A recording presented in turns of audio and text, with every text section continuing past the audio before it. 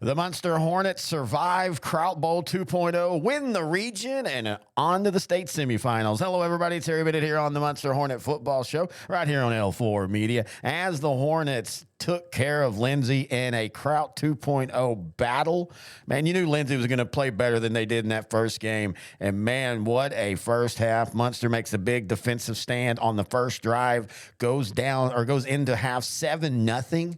That was the thing that shocked me, was how low scoring this game was. But then Munster's able to make a couple of big stops, did give up a couple big plays, but had a couple big plays of their own, including the big touchdown pass and an interception, was able to seal the deal, win the region, and now go on to the state semifinals, where they're taking on, once again, a familiar foe, Groover. Of course, last year these two teams met in this same round as Muenster outlasted the Greyhounds 49-26. I mean, it's the same team.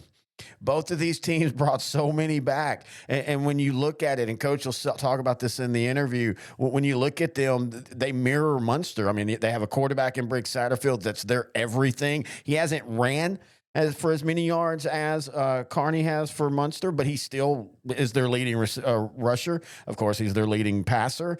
They have a couple big receivers. They have like 3 receivers that all have over 450 yards, kind of like how Muenster is. Their defense looks a lot like, even though I do think Munster's defense is better, but not by a far stretch. That game last year was a shootout, or not a shootout, it was a higher scoring game, but I mean, both of those defenses came into that game averaging like 20 points. Muenster this year, it's less. I know both of these offenses are averaging around 46 and 47. So again, it's a mirror of the two of the teams, and that's why it's always fun for this. All right, we're going to take a break. When we come back, we'll be talking to the head coach of the Muenster Hornets, Coach Brady Carne, right here on the Muenster Football Show. Hey, I want to take the time to remind everybody that each and every week, Grant Goodwin and I talk sideline to sideline football, 4A, 3A, and 2A, and for the state championships, and we're hoping Muenster's going to be there. We're going to be doing a big pregame show for each state championship game, 6 of them, 4A, 3A, and 2A, and live watching parties. So if you can't go to the game and you're at work and you're watching the game, on your laptop or something else, put us on your phone, and we'll be having running commentary as we're doing it. We have a lot of fun doing those. This will be my 3rd year doing the state championship watch parties. I answer questions from the chat. Just have a lot of fun doing it. So please check us out, youtube.com/@L4 Media Company, and have a happy holidays. Back to the show. Terry Bennett back here on the Muenster Football Show, now joined by the head coach of the Hornets, Coach Brady Carne. Coach, first off, congratulations. You win the region. You win Kraut Bowl 2.0. Man, that was one heck of a fight.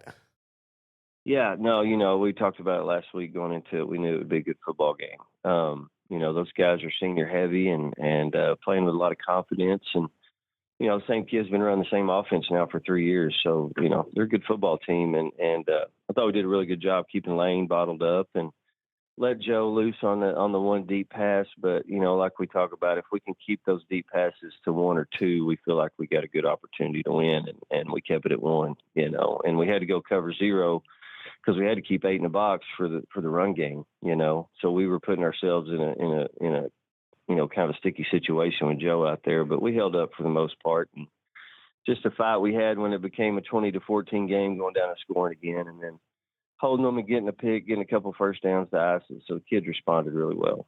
Yeah, I mean, to me, the game and everything that happened after it was that first defensive stand. Y'all stopped them on 4th and inches, and that to me was a big momentum change. Sure. Yeah. And there was opportunities we had in the first half, going back, we knew we couldn't figure out why we weren't able to block the sweep up like we always do. So, we got to halftime with a 7-0 lead, and we were able to check out the iPads and see what we need to do different on some schemes up front, blocking wise. And we got that figured out when we were able to come out and put a couple touchdowns up, so hats off to the coaches, Coach Wheeler, Coach Anderley, all those guys, Coach Johnson, Coach Barron. They all did a great job at halftime making adjustments, and we were able to come out and put some points up, So kids played hard, Lindsay played hard, and it's just it was a great atmosphere and a good football game. How are you liking the iPads? Is that something you've love it, taken? Man? Love it. I've talked to a lot of people about that. You've been around football a long time. up until 3 years ago, you had coaches in the box. You're trying to draw what they're doing in a matter of, 30 seconds and figure out exactly what they're doing, what we're doing, what we need to do to make adjustments. So sometimes it's kind of like a guessing game, But now you have the iPads in there with you at halftime, and you can actually stop and see it. You know what I'm saying? And it makes making adjustments so much easier. If there's not any coaches, if coaches aren't using that, I just don't understand why they would not. It's such an advantage to be able to look at that stuff at halftime. All right. And during the game, I mean, our coaches are up there scrolling through it. Our defensive coaches, when we're on offense, are looking through it, and offense looking through it when we're on defense. So it's just it was a game changer for us for sure. Well, and you don't even talk about the one thing, and you can't blame them, but sometimes the kids, when you ask them what they're seeing on the field, they're not being able to communicate it, or they're just not seeing what they think they're seeing. Yeah, and they're kids, man. Yep. 16, 17-year-old kids. A lot of us have been coaching football for 24 years, 20 years, so we've seen a lot. They've been playing football for 2 or 3 at a high level, so it's hard to get answers out of those guys, and just leaning on the iPads makes such a difference. All right, you win the region. You're taking on a familiar foe again this year in Groover for the state semifinal. The Greyhounds kind of mirror y'all offensively. They have a quarterback that kind of does their all everything. Yeah, no, it's crazy when you pop the film on. Defensively, a lot of things they do are just like us, based out of the even front, and a lot of cover zero in the back end, just like last year, just like we do. And then offensively, they give you a ton of formations. They're probably, I think, breaking down film, they're a 70% run team, a lot like us, and have a talented group of receivers to throw to when they need to. Dual threat quarterback back there in the back end, who's a very talented kid. So, yeah, man, you pop the film on just like last year and just like this year. It's just 2 very similar teams. When you play so many teams, each year you keep playing them, and at least the way it fell out this year, how much of a difference do you do with your game plan from last year? I know things have evolved from what y'all did last year to this year anyway. Sure, man. I think a lot of teams have gotten to this where each week, you're adding a few formations here and there. You may not add your blocking schemes. You may not add new blocking schemes up front because you want your O-line to know how to block even and odd fronts. You try to keep those pretty consistent. But it seems like nowadays, like Collinsville, for example, and Groover and those guys, you're going to get 30 to 40 different formations on film. Now, when it comes game time, they're going to settle in on, 6, 7, or 8 of them. But, man, it just makes breaking film down. It makes it really tough and to get prepared because you got to go through a ton of different formations to align to.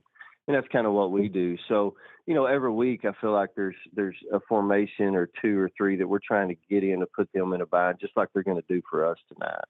So what is the schedule for today? In fact, we're actually doing this interview way earlier than we normally do because y'all are leaving earlier today. Sure. No, we got a couple charter buses coming, and we'll get packed up and leave here with the varsity guys around 8:45. We'll stop there's a big truck stop out around Quanah, which is about halfway. Get out, stretch our legs, go to the bathroom, get something to drink there. Finish out the drive to Amarillo, hopefully get there around 1:30, 1:45 and eat, and then finish the drive to Canyon, which I think is about 20 minutes from there. Get over there, and then we'll get into our same routine we always have for games. When y'all are driving, is this one of those where the kids just kind of put the earphones on, or are y'all talking football? How does those go? No, most bus rides, I've got a former kid who played for me sitting in here with me right now, and he's probably smiling. I'm not a big guy that I feel like the kids need to be focused up on the bus ride. Mm-hmm. I don't care how far it is, maybe 20 minutes or 5 hours, but for us, it's most kids got their earbuds in, either watching film or watching a movie and just getting focused on the game. That's how we approach things. And same way in the locker room and everywhere else. I believe in getting mentally prepared and getting your mind ready to play, and that's the way the kids approach it. And that's the way we'll. As always, I want to thank Coach for joining us here. And again, if Muenster wins, we will have a show. Now, the show will be inside the pregame show. Now, I'll probably pull it out and post it by itself as well, but for sure it will be in the pregame show. And the way the pregame shows work for the state championship games is I just talk to people like me and Grant. We do our picks. We'll have Coach X on.